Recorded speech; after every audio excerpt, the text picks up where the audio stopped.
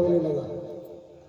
उधर नारद जी ने सोचा कन्हैया जिस काम को करने के लिए आए वो काम तो कर नहीं रहे, तो नारद बाबा कंस के पास पहुंचे और कंस से कहने लगे, कंसराज क्या हाल है तुम्हारे राज्य में? भाई ऋषिवर आइए, पधारिए, आपका स्वागत है। आसन दिया, जलपान ग्रहण कराया। नारद बाबा कहने लगे, भाई कंसराज एक बात बताओ, मैंने ये सुना था कि 8वां पुत्र देवकी का, 8वां पुत्र देवकी का काल है, लेकिन उसको तुमने मरवाया नहीं। कि मरवाने का कोई देव नारद जी मेरे पास उपाय नहीं है, उसको यहाँ कैसे बुलाया जाए? जब उसको यहाँ बुलाएंगे तभी तो कुछ मरवा सकते हैं। वहां तो हमने बड़े राक्षस भेजे, आकाश और बकासुर, छटासुर, पूतना जैसे सबको मार दिया। अरे तो बाहर मार दिया, तुमको ये मालूम नहीं, फिर भी कौन है वो? एकदम कंस कांपने लगा। नारद बाबा ने कही कि कंस, एक आपके पास में शंकर भगवान का दिया हुआ धनुष है, और धनुष का मेला कराइए, उन बच्चों को बुला लो और यहां मरवा देना। इतना किया, नारायण का स्मरण करते हुए चल वृंदावन की तरफ। जब वृंदावन की तरफ को चले तो मेरे कृष्ण और बलराम से मुलाकात हुई। कृष्ण बलराम से मुलाकात हुई। ओके, कहने लगे कि माधव आप एक बात तो बताओ, यहाँ केवल मक्खन खाने के लिए आए हो, मिश्री खाने के लिए आए हो, ग्वाल वालों के साथ खेलने के लिए आए हो, इस काम के लिए क्यों नहीं करते? कि प्रभु क्या कि आपको परसों कंस को मारना है। मेरा गोपाल मुस्कुराए और कहने लगे, बाबा वाह, ठीक है, कंस ने तो ये किया है कि तुमको कृष्ण को मारना है, और मुझसे कहते हो कि तुम्हें कंस को मारना है। क्या हो? नारद जी वहां से अंतर ध्यान हो गए, चले गए। अब कंस को चिंता हुई। कंस ने तुरंत तत्काल में अक्रूर जी को बुलाया। अब अक्रूर जी जैसे ही उनके पास आए तो कहने लगे, अक्रूर जी कि आज मुझे कंस ने क्यों याद किया है?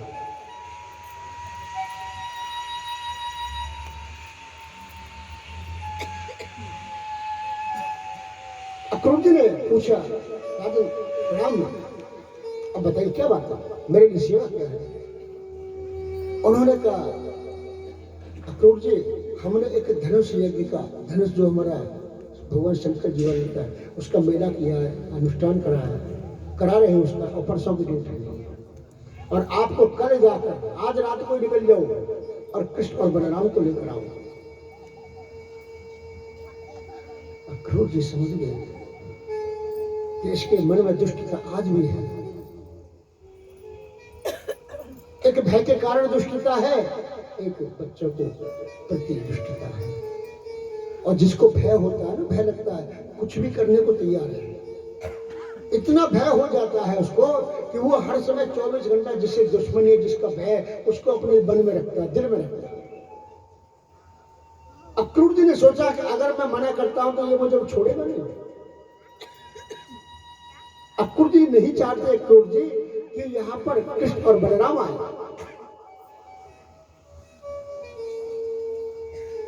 मन के अंदर विकास किया, उस गोविंद की छवि का दर्शन किया। अक्रूर जी आज्ञा लेकर चलते हैं। मथुरा और वृंदावन में ज्यादा अंतर नहीं है, मात्र 11 किलोमीटर का अंतर। मथुरा से वृंदावन 11 किलोमीटर, और वो 11 किलोमीटर क्या है? हमारी 5 ज्ञानेंद्रिय, 5 कर्मेंद्रिय, एक मन जब चलायमान रहता है ना, 11 एक किलोमीटर पर एक किलोमीटर सोचते हुए पग रखते हैं और भगवान के समर्पण होते हैं। अक्रूर ने सोचा, वैसे मैं काका कहता हूँ, वो मुझसे काका कहते हैं, मेरे बाल गोपाल हैं, उनको मारने के लिए जाऊंगा। अक्रूर जी का 11 किलोमीटर का सफर एक रथ के अंदर पैदल नहीं जा रहे, 11 घंटे में सफर तय हुआ। नेत्रों से अश्रु बहता, आंसू बह रहे हैं।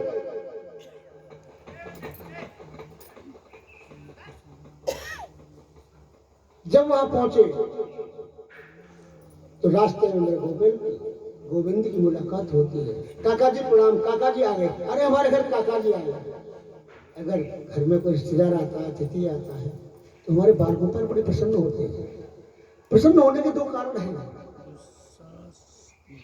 एक तो उनका प्यार मिलेगा, एक उनका आशीर्वाद मिलेगा, एक उनके साथ में जब मार बनेगा तो कुछ खाने को मिलेगा। प्रेम से कैसी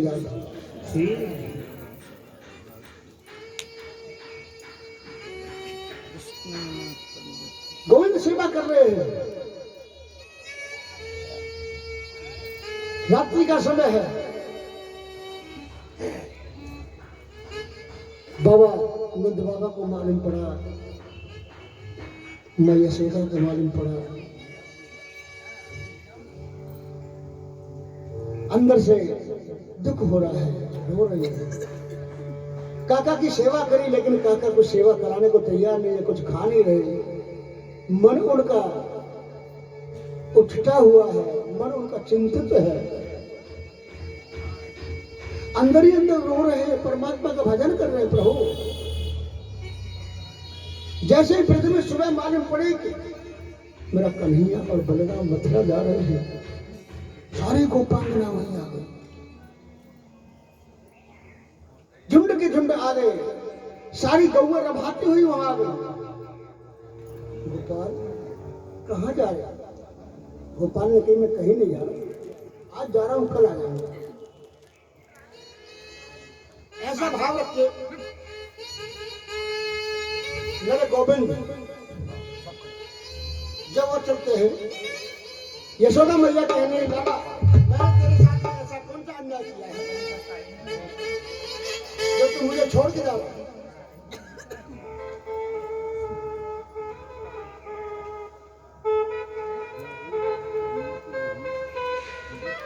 मैया यशोदा कहने लगी, लाला देख, आज मुझे मालूम पड़ रही है तू मुझे दूसरी माँ समझा, लेकिन मैंने तुझे कभी दूसरा नहीं समझा। आज मुझे मालूम है कि तू यशोदा को लाला है, लेकिन मैंने तो हमेशा तुमको अपना मानो। लाला कहने लगा, मैया ऐसी कोई बात नहीं है, और तुम मेरी हो और मैंने तुमको अपना माना है। और मैया मैं आज जा रहा हूं, कल रुकूंगा और परसों आ जाऊंगा। इस भाव को लेकर यशोदा रानी रो रही है, गोपियां रो रही है, सारे खड़े हैं, विलाप कर रहे हैं।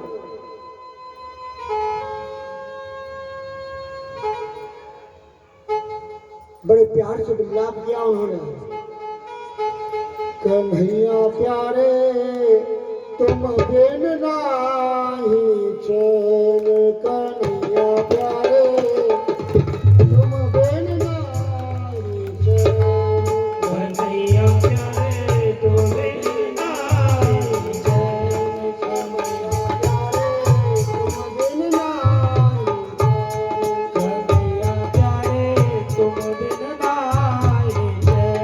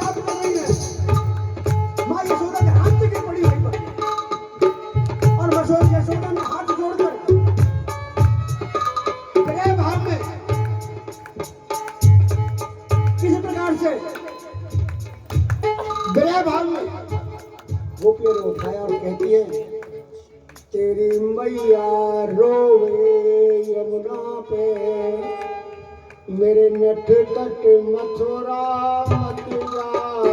तेरी मैया डूबे यमुना पे, मेरे नटखट लाला मत जाओ। मेरी मैया रोए यमुना पे, मेरे नटखट मथुरा मत जाओ। तेरी मैया डूबे यमुना पे, मेरे नटखट मथुरा मत जाओ।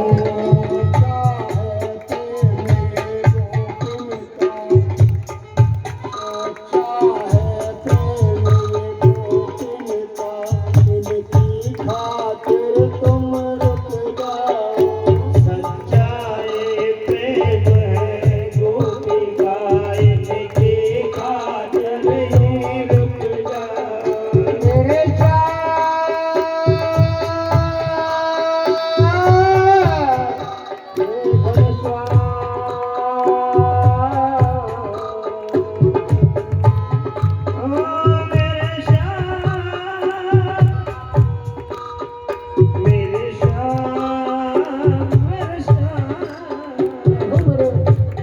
लाला मैंने तेरे साथ कौन सी ऐसी दुहान की है? मैंने सारी सेवा अपने हाथों से की। मैंने कभी किसी को तेरी सेवा के लिए नहीं बुलाया। आज तो मैंने दूसरी माँ छोड़ के जा रहा है। चल तू मुझे छोड़ दे, लेकिन कम से कम इनका ख्याल करो। इनका ये गैया बेचारी रोवत है, गैया बेचारी रोवत है, ये बाल बेचारे बिलखत है। ये बाल बेचारे बिलखत है। ये गैया बेचारी रोवत है, ये बाल बेचारे बिलखत है।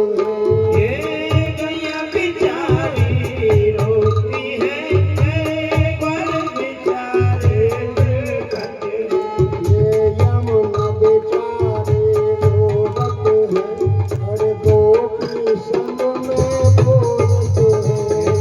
मैया में जवन है, ये गोपी संग में बोलत है।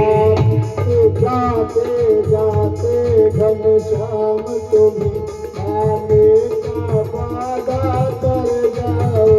जाते जाते घनश्याम कवि आने का वादा कर जाओ।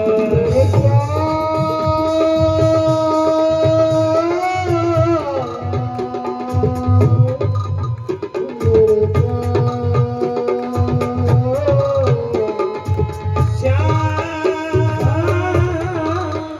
मेरे श्याम, मेरे श्याम, मेरे श्याम। ललता रो रो कर कहती है, ललता ये रो के कहती है, ललता रो कर यूं कहती है। तारा करके कहती है, अब माखन कौन चुराएगा? अब माखन कौन खिलाएगा? राधा भी संग में कहती है, अब बंसी कौन बजाएगा? राधा मुझे कहती है, अब बंसी कौन बजाएगा? जाते जाते ओ कान्हा नवनीत का भोग लगा जाना। जाते जाते अवकाना नवनीत का भोग लगाना।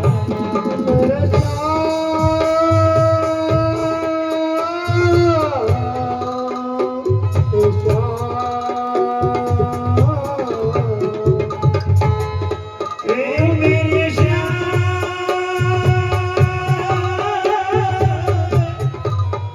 मेरे श्याम,